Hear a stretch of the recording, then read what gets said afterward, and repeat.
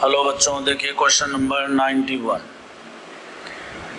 में हमसे बोलता है कि what is the relationship between the two structure. ये दिए हुए हैं, आप इनको गौर से देखिए। दोनों के दोनों जो है साइक्लोहेक्सेन के चेयर फॉर्म दिए हुए हैं। एक प्रकार से साइक्लोहेक्सेन का स्ट्रक्चर है, डाई सब्स्टिट्यूटेड है। इसमें देखिए बच्चों, ये 1 2 3 और 4 है, ठीक है।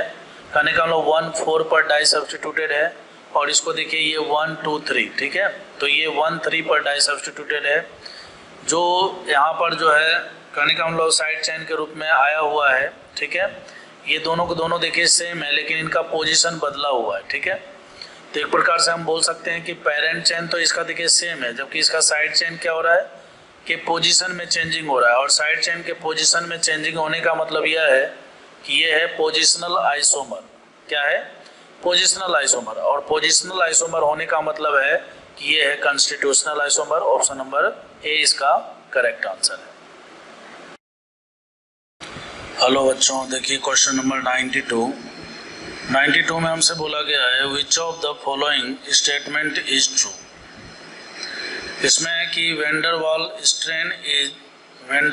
Strain in cis 1,2 dimethyl cyclopropane के बारे में बात हुआ है। तो सबसे पहला नंबर आप साइक्लोप्रोपेन इस तरह से बना लीजिए, ठीक है। और 1,2 डाइमिथाइल है, तो हमें क्या करना पड़ेगा, सिस फॉर्म में इस तरह से 1,2 डाइमिथाइल बना लिया हमने, और दोनों मिथाइल को हमने वेज पर रख दिया, ठीक है। उसी प्रकार से आप जो है एक और साइक्लोप्रोपेन रिंग बना लीजिए, और उसके बाद जो है यहाँ पर मिथाइल जो है ट्रांस में आप इस तरह से वेज डैश पर मिथाइल बना दीजिए, ठीक है। अब कहता है कि van der Waals strain in cis 1,2 dimethyl cyclopropane is the principal, मतलब main reason for its decreasing stability. देखिए वेंडरवाल स्ट्रेन का मतलब होता है बच्चों रिपल्सन बिटवीन ग्रुप्स, ठीक है। तो सही बात है। देखिए सिस फॉर्म इसका जो है लेस स्टेबल होता है ट्रांस से। तो कहता है कि सिस की जो स्टेबिलिटी घटी है उसके पीछे मेन रीजन क्या है। तो उसके पीछे मेन रीजन है इसके बीच में होने वाला रिपल्सन। तो इसके बीच में होने वाला रिपल्सन को हम लोग क्या बोलेंगे, वेंडरवाल स्ट्रेन बोलेंगे। तो ये जो ऑप्शन नंबर ए में दिया हुआ है ये बिल्कुल सही है, ठीक है। अब ऑप्शन नंबर बी में बात करेंगे। कहता है कि साइक्लोहेक्सेन गिव्स मोर हीट पर CH2, ठीक है। आपको पर CH2 का कॉन्सेप्ट याद होगा, on being burn in air, ठीक है। आप जानते हो कि ये एक प्रकार से हीट ऑफ कंबशन की बात कर रहा है, ठीक है। तो हीट ऑफ कंबशन में आप जानते हो कि directly proportional to number of carbon होता है। बोले तो साइक्लोप्रोपेन, साइक्लोब्यूटेन, साइक्लोपेंटेन और साइक्लोहेक्सेन में इस तरह से अगर मान लीजिए आपसे इसमें जो है केवल हीट ऑफ कंबशन की बात करेगा, तो जिसमें कार्बन जितना ज़्यादा होगा CO2 उतना ही ज़्यादा रिलीज होगा, ठीक है। तो कहने का हम लोग इसमें जो है साइक्लोहेक्सेन में सबसे ज़्यादा हीट रिलीज होता है। लेकिन जब हीट ऑफ कंबशन पर CH2 की बात करेगा, ठीक है, हीट ऑफ कंबशन पर CH2 की बात करता है, तो ये ऑर्डर रिवर्स हो जाता है। बोले तो साइक्लोप्रोपेन का सबसे ज़्यादा होता है। फिर उसके बाद जो है बोले तो इन्वर्सली प्रोपोर्शनल टू स्टेबिलिटी हो जाता है। क्या हो जाता है बच्चों?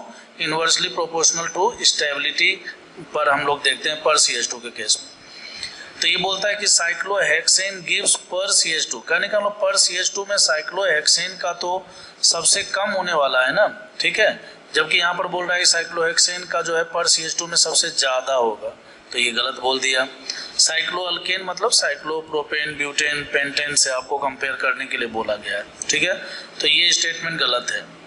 The principal source of the strain in the boat conformers of the cyclohexane is angle strain.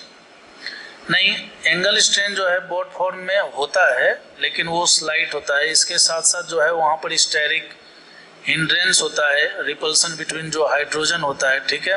एक प्रकार से हम बोल सकते हैं वेंडरवाल स्ट्रेन, टॉर्सनल स्ट्रेन, ठीक है।